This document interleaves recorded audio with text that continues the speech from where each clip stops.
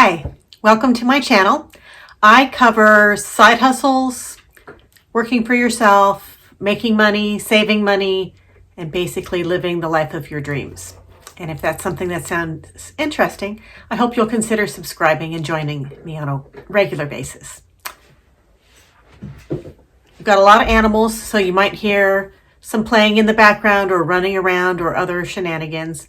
I've got a small living area, 2 cats and 2 dogs. One of them is a puppy, and he's actually laying at my feet chewing on a bone right now.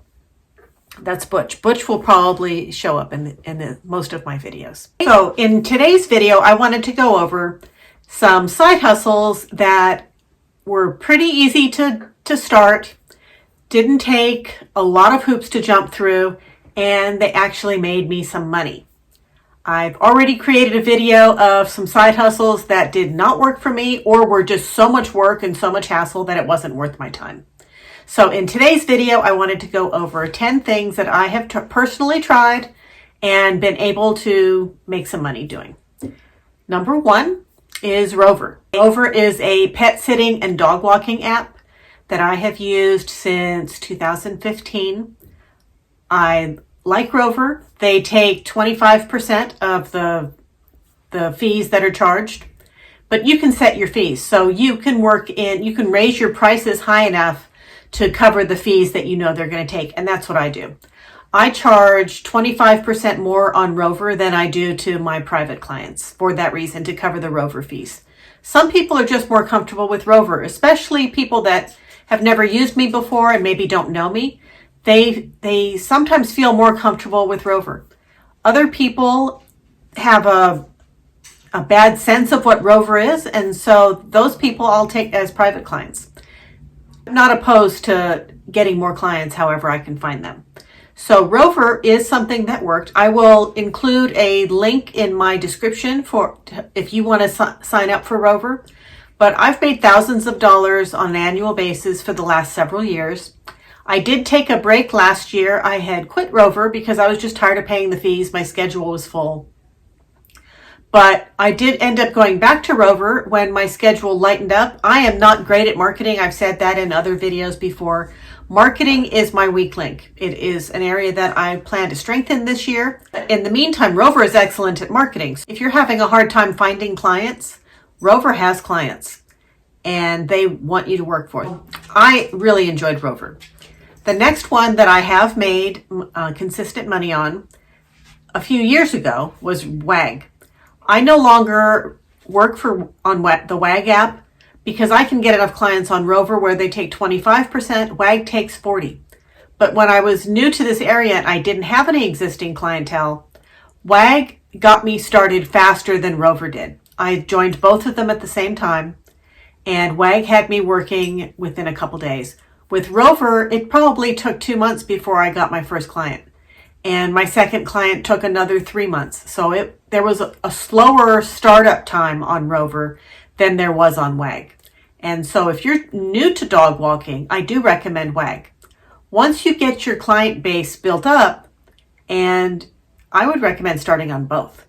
WAG will get you going right away, but they're going to take a huge cut of the fees.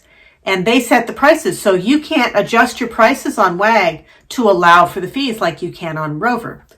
So WAG is a good place to start, but I would not recommend staying there. Number 3 is something that I no longer do, but when I needed money and I needed it quickly, Uber and Uber Eats were a good source of income.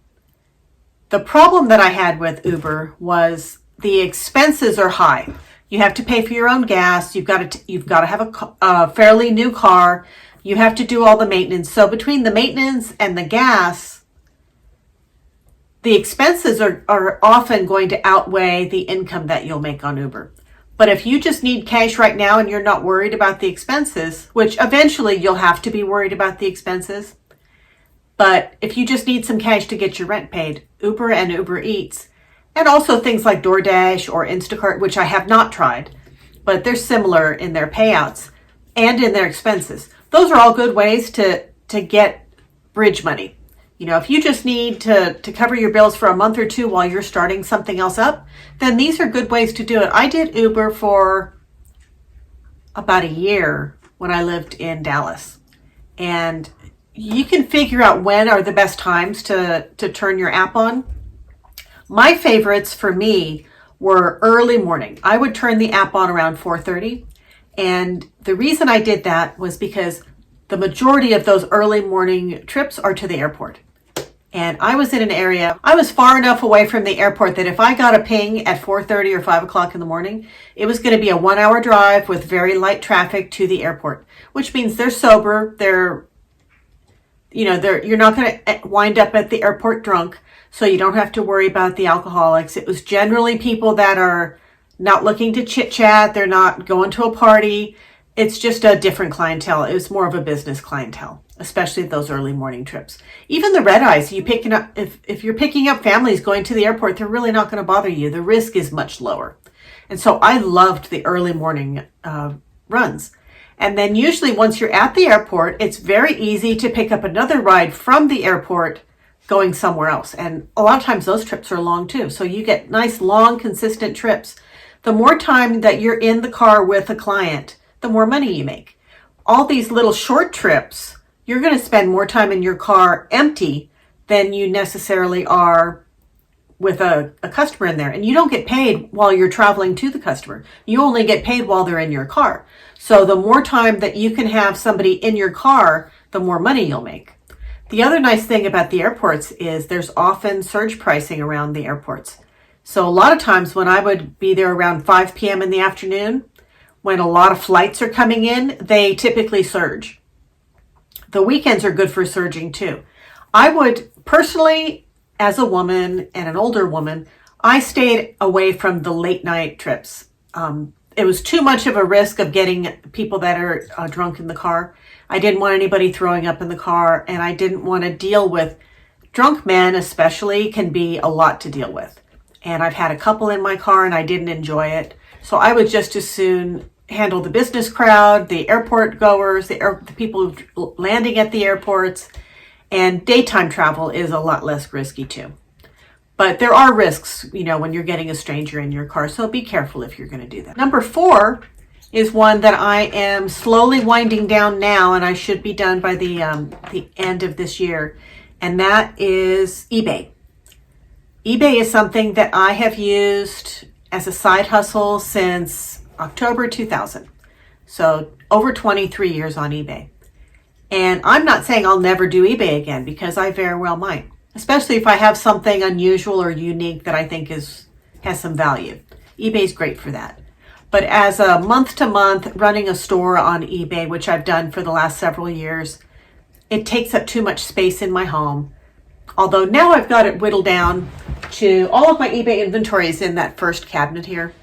And in the next few days, I'm going to delete all of my current listings that are all individual listings. And I'm going to bulk lot my items probably down into 10 listings. Go down from, I think I've got between 500 and 600 listings right now. And I'm gonna bulk lot it down to about 10 listings. So each of my listings should have about 50 items in them. I'm going to auction those off and be done with it, so that by the new year, in the new year, I'm probably having brain surgery. I am a dog walker full time. I tripped and I fell the end of October. I landed on my face and I busted my nose and I scraped up my cheek and my chin and my face was all bloody. And when I landed, I heard a crunch. And so I was pretty sure that I had broken my nose or something in this area because I landed so hard. I was lucky I didn't knock any of my teeth out, and I didn't end up breaking any bones in my face, even though when I arrived and the doctor looked at me, he was pretty sure, like I was, that something was broken. But when we did a head and a face CT scan, they found a large tumor in my head. It's likely to be benign. It's going to be removed, and I'm going to have a recovery time. So I don't want to have to worry about eBay during all of that.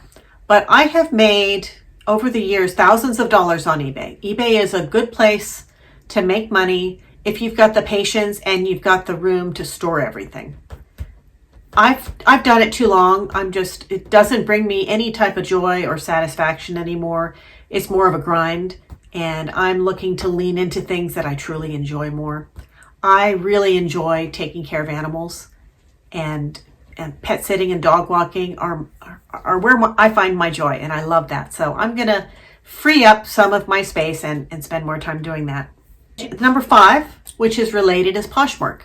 If you have trendier brand name items, you can get more money for them on Poshmark. eBay will not necessarily pay you top dollar for clothing in particular. Poshmark is good for clothing. And that brings us to number 6, which is Etsy. If you're an artist or a craftsman, you're going to make more money on Etsy than you will on eBay.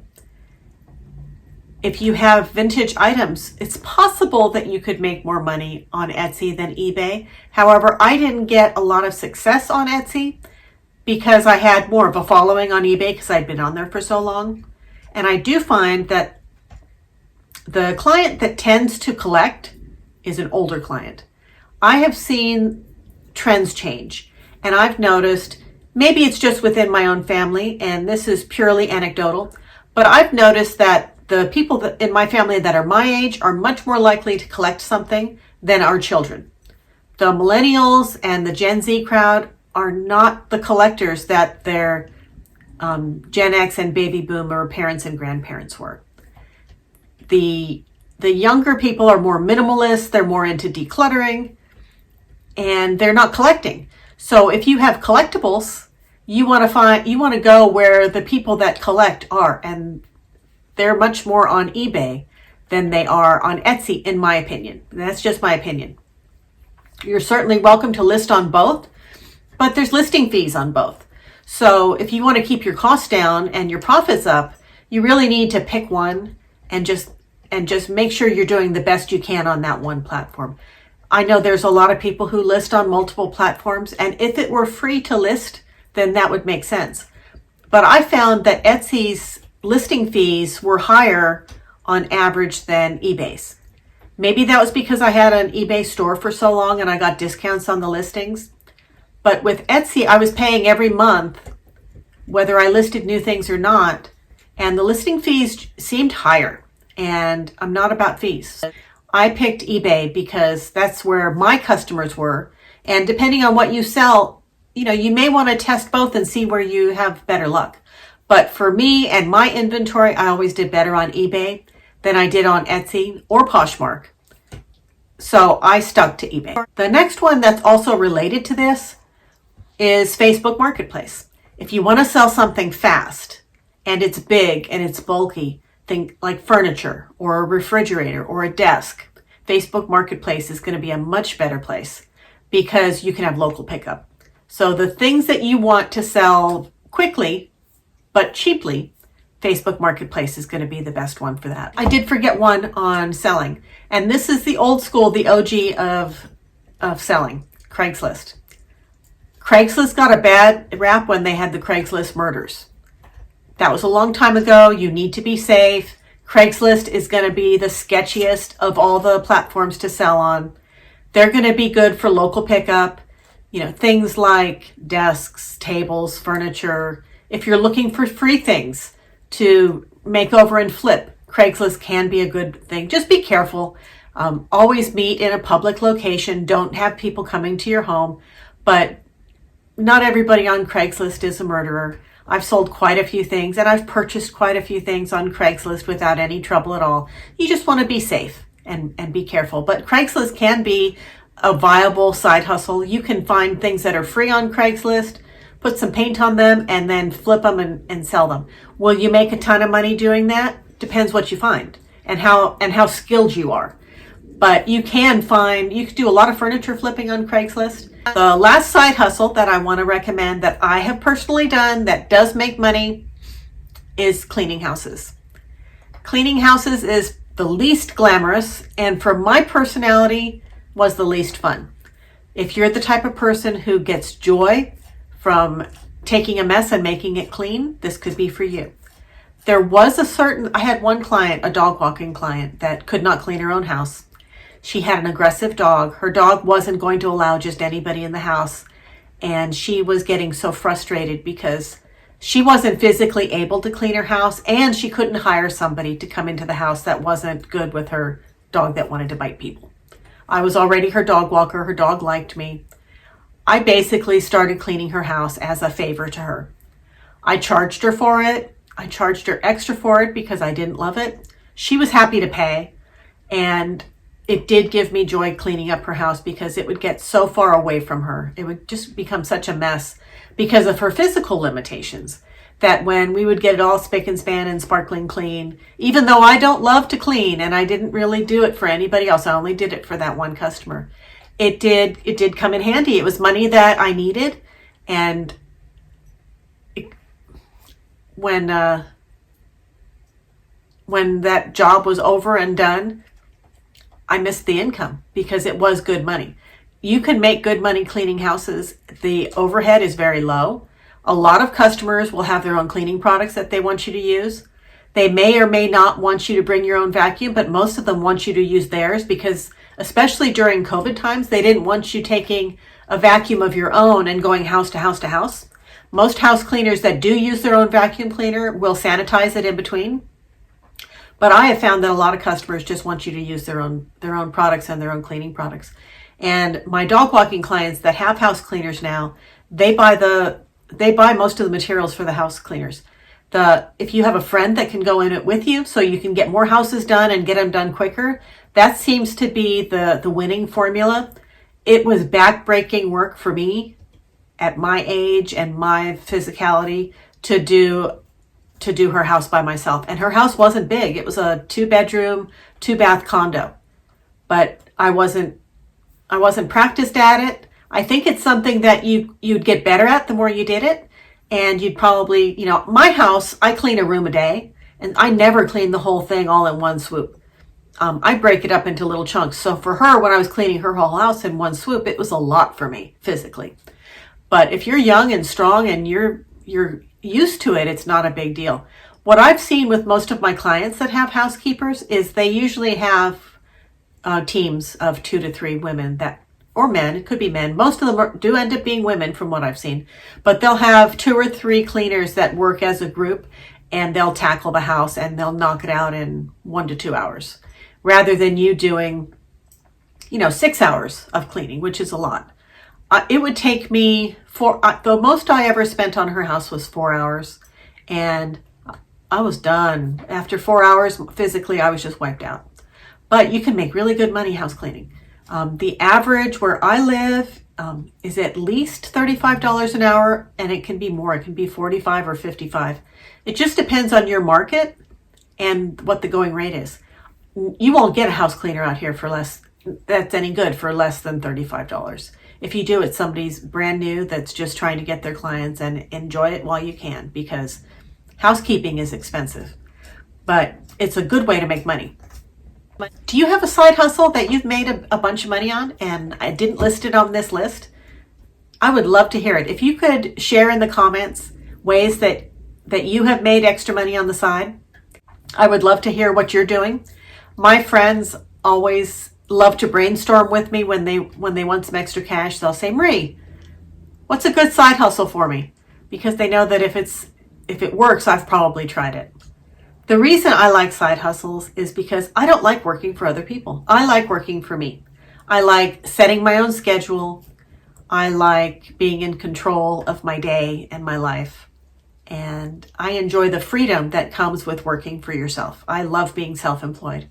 It was a dream of mine for many, many years. I've tried a lot of different things. I was a clown. I would dress as a clown and wave people in, with the signs, waving people into real estate developments. I decorated cakes for a while. I did babysitting when my kids were little, and I provided daycare for the next door neighbor's daughter.